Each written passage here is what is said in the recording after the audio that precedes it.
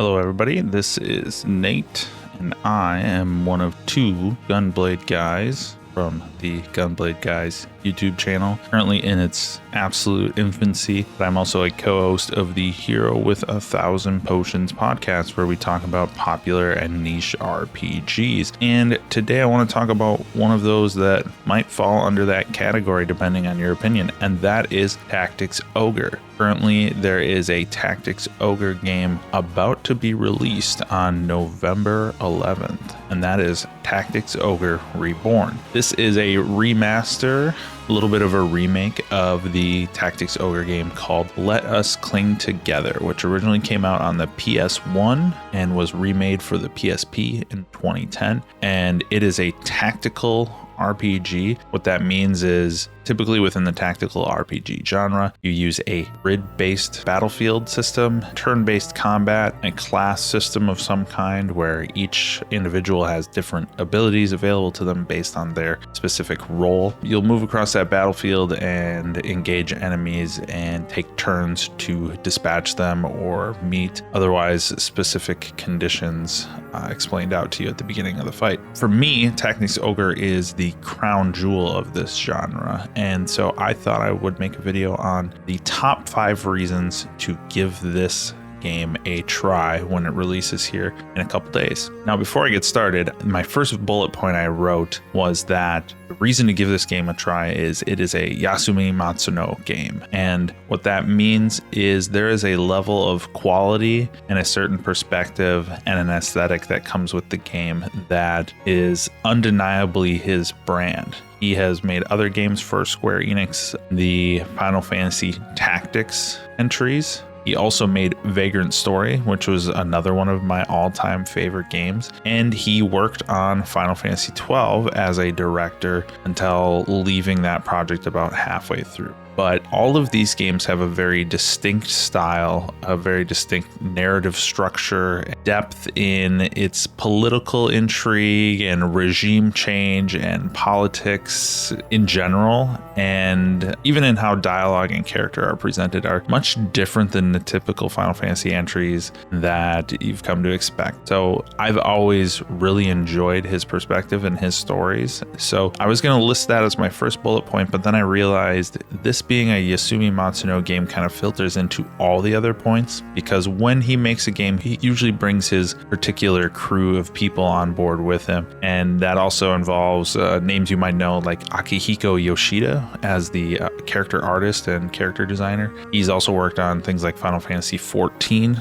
And then also Hitoshi Sakimoto, his music is very iconic in the series. There's definitely, with all of Matsuno's games and the people he brings on board to work with him, there's a very distinct feeling you get from playing his games. So that kind of filters into all 5 of my points. So I didn't really feel like calling his name out was fitting for one of my bullet points. With that in mind, here we go.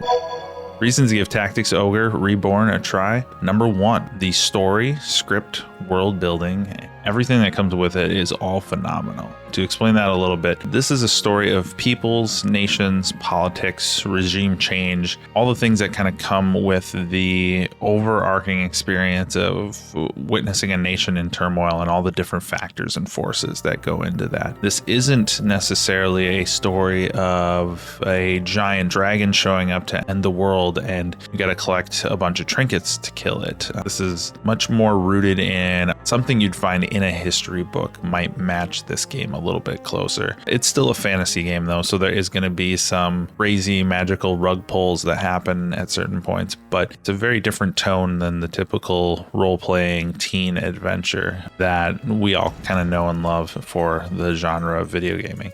With that, I would say it highlights itself by being a character-driven story. And so you'll learn the personalities, the strengths and flaws of characters as events unfold. And those same traits you observe and develop within your own player character are going to strongly affect the direction of the story. Pretty early on into the narrative, there's going to be drastic shifts and turns made based on the choices you make that filters from the macro scale all the way down to the micro scale as well. So depending on who you bring into battle with you or dialogue choices you make, some people might refuse to join your party, or they might join up based on those choices, or you might have planted a seed of you said something right and then a character walks off and you don't see them, and then later in the game they join the party based on all of the conditions you've met up to that point. So it's really kind of encouraging you to focus in on those choices you want to make and role play the kind of character that you want to build, and not just go with the flow and do what the narrative dictates you do. Obviously it's a video game, and so there is those tight controls on where everything is going. It's hard to program a game with a limited number of people and have infinite possibilities, but within this game there is a striking level of freedom that comes with that story, and all of it's just at a quality level that I personally resonate with and I'm intrigued by, and I wish I could see more of. Recently I played Triangle Strategy, and overall I liked it. I had fun. I think the story is good, but doesn't rise up to that level I'm used to with some of these games in terms of the characters. In that game, there's a lot of situations where you'd meet a character and then 5 minutes later we get a behind the scenes cutscene where the character is just overtly being a crazy villain and racist and stupid. It makes me long for the subtext of some of the older tactical RPGs that I've experienced as well. Yeah, my first point is the story and the world are gonna drag you in and keep you there, in my opinion. Point number 2, deeply satisfying class-based high expression gameplay systems in character building, combat, crafting, and more. And with that comes highly challenging and strategic fights that reward your commitment level that you're putting into the game. I think the most important thing when it comes to that satisfying gameplay, or at least in an RPG for me, is that high expression. And I talked a little bit about this in our Triangle Strategy review as well, but the characters in those games, the main character Serenoa is a warrior, and he's going to progress along a path of warriors. His sword's going to get stronger, he's going to get new sword moves, he's going to get tougher, and he's going to do more sword stuff. And then the rogue character, she's going to do more rogue stuff. But this game allows you to experience a level of expression that I personally love building my army. Within your army, you can recruit story-based characters, but also random mercenary characters as you go. And you can change their class and their gear, their abilities, but as you grow within a class and you gain abilities, you can change to another class and take some of those with you and be working on this overall hybrid character. And regardless of where you settle, you're going to have some tools in your toolkit based on the experiences that they've accumulated over their progression. And so in this game and in like Final Fantasy Tactics, I find myself creating these hybrid characters that, for me personally, this isn't the consensus online of how to build characters to be the best, but I love crafting narratively focused characters. For example, my ninja character would probably be dialing into all abilities that kind of focus on evasion or moving around quickly and fastly and making quick strikes and doing very ninja-like things. Some of that isn't innate to the class, but some of those traits you can find in other classes as well and kind of beef up your character in that direction. And certainly in Final Fantasy Tactics, I did that as well. I had a ninja monk, and they were just like a hand-to-hand assassin. That ninja would get in there, smack someone, and then they're down for the count. That was a lot of fun. I love doing that. I love expressing myself and my viewpoint within my army and how I build my characters. And anytime a game presents me with, you're going to build an army of unique guys, I'm a sucker for that. And I kind of judge it by this metric of, does it rise to this level of these kind of handful of games that do this really well? As far as the combat, you've probably experienced this in some form. The grid-based system of the battlefield is broken up into squares. You can move a certain number of squares. You gotta either get next to somebody or have ranged abilities to hit them from a distance. And then you have a turn order based on your speed stat. That's pretty all par for the course, but I consider this game one of the crown jewels for the genre. That's just another reason to give it a shot. If you like this style of game already, I feel like it's doing everything right in that regard. And then the last component to that is the crafting system. There's an ability at a blacksmith to make weapons, gear. It's actually really deep and it has a lot of facets to it. Pretty standard fare. Point number 3, replayability. The game has a lot of content to it, pretty sizable main campaign to get through. It'll take you quite a while, but when you beat that campaign, there's a system called the Wheel of Fortune that lets you play God, and you can go back to some of those big fixed point macro decisions, and you can make the other decision while still keeping all of your party composition and everything you've recruited, and you can take that branching path to the other direction the story went at that point. And that allows you to kind of 100% the games without having to start from scratch and do all of the rebuilding and tedious stuff and replaying intros and tutorials. That you can hop back to where you wanted to see how things went in a different direction and experience that entire campaign with all of the progression you've built up. Just another reason to keep going, keep playing, and see what's in there for you. And then also there's the Chariot Tarot system within battles itself, where if you're struggling with a battle and you need to try it in a different way, there's an ability to just rewind to previous turns and see if you can make the cut. If somebody died that you didn't want to die, or you just completely went in the wrong direction, rather than having to just quit and restart and lose all your progress, maybe you can hop back 6 turns and fix it where everything went wrong. Sometimes your party is just not equipped and no amount of rewinding is going to help you, but often you can make some of those choices, and it's really helps you learn some of the tactics and refining your tactics. So it gives you a lot of freedom to experiment and try different things out, because in a lot of games there might be certain items or weapons you get that are interesting, but for the most part you're not sure how it works and you're going to stick with what you know does work. Well, in this game, if something doesn't work, you can just dial it back and say, okay, well, that was a total waste. I'll go back and do it a different way. I enjoy kind of having the freedom to experiment and still not be screwing myself out of 30 minutes of gameplay or so. It lends itself to being a highly replayable game and having a lot of value in the purchase.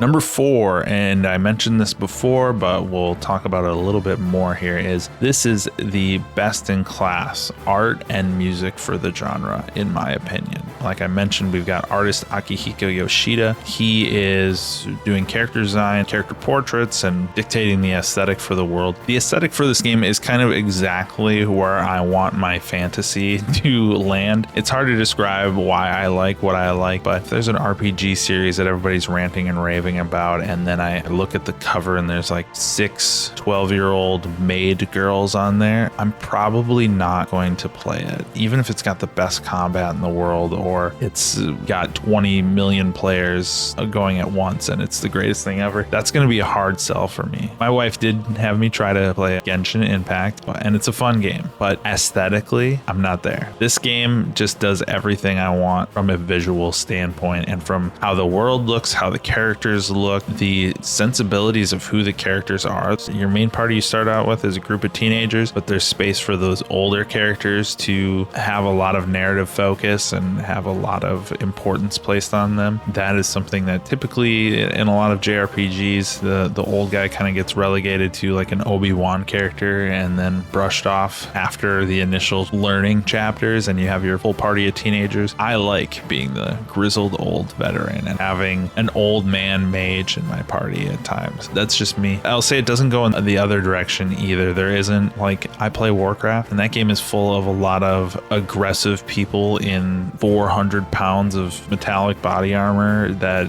is twice the size of their body. It works for that, but like this game doesn't go in that direction either. It's not needlessly aggressive and gritty and dark, and it kind of sits right in the middle of I don't know how to describe it because it's not realistic. You've got bird people for sure, but it's a grounded fantasy for still being fantasy, and that's what I really like. Also on music, we have Hitoshi Sakimoto. The music is superb, and it's getting a full remaster in Tactics Ogre Reborn. That's something I'm really looking forward to, even if I'm not playing the game, popping in that new soundtrack and seeing the quality level rise from where it was before and experiencing those. His soundtracks for Final Fantasy Tactics and Final Fantasy 12, I still listen to this day. I'll play other games and throw that soundtrack on because it's simultaneously beautiful, but it recedes the appropriate level into the background for me to where I don't find myself humming his themes and singing them day after day after the fact. Get this song out of my head. It's there for the moment. It's beautiful. It's decorative. It fills the space, the appropriate level, while still letting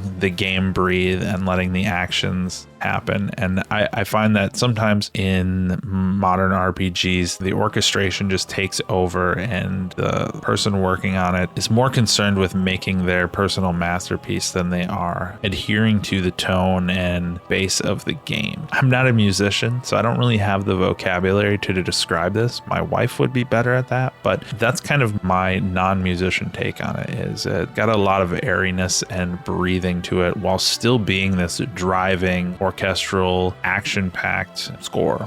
And then lastly, point number 5. This is a pretty simple point, pretty short one, but it's a great gameplay experience for either the Switch or the Steam Deck. It's coming out on PlayStation, Switch, and Steam, and it'd be great on PlayStation as well if that's what you got. But this was a game that was on console on the PS1 and also was ported to the PSP, as I mentioned. So it's got a wide range of content types for each play experience. What I mean by that is if you're on the go, or let's say you're like me and you're watching a kid and kind of hanging out, there's content that you can digest while you've kind of got your attention span divided or distracted. I don't really want to get into deep cutscenes and have my immersion level wrecked by doing that there. When I'm really experiencing a role-playing story, I want to be seated and focused in on it. So this game has content for that on the go or attention divided experience, in the fact that random battles can range from 5 to 10 to 15 minutes, and crafting, you can do that in the meantime. There's a lot of different activities to do for the handheld version of the game, and then when you're ready to put it on the big screen and listen to the music blaring and have the cutscenes playing, it's got that side of the game for it as well. That's typically the thing that I find most dissatisfying about phone games, is they don't have that deeper element to really pull me in, and so I don't get invested that way. But then there's a lot of RPGs that I find myself, I haven't played that game for 2-3 weeks because I haven't had the time to sit down and focus in on it. I love games that toe that line of having content for each gameplay style, especially as I'm 36 now. My life is way too hectic to just have that sit down time all the time. That's my top 5 for reasons to give Tactics Ogre Reborn a try when it comes out. And I'll do a brief summary here quick. 1, story and characters are great. 2, combat and systems are deep and satisfying. 3, the game's got a lot of replayability and a lot of value built into it. 4, it's got great music and art, just a visual and audible treat at all times. And then 5, it's going to be a great fit on either your console or your on-the-go experience with the Switch or Steam Deck. If you got either one of those, it's kind of a no-brainer if you like this genre. And when considering all of that, I went off of just features that I know from playing the game's previous versions. There are a host of new improvements and features that are coming with the Reborn version in terms of combat systems, AI, class system, crafting improvements, all sorts of different things to make the game just a little bit more accessible and to flow better for new players as well if you're not a veteran of this genre. So even then, it's worth giving it a shot. Hope you guys enjoyed this and hope you guys at least check the game out, give it a try. I am Nate. This has been a quick little Gunblade Guys video. I'll probably also throw this up on the Hero with 1,000 Potions podcast if Tyler so allows it. Check us out on Discord. You can look for us, Hero with 1,000 Potions. We have an email, herowith1000potions@gmail.com. That is 1000 potions. This has been Nate from the NATO compound. Peace out. Have a good one. See ya.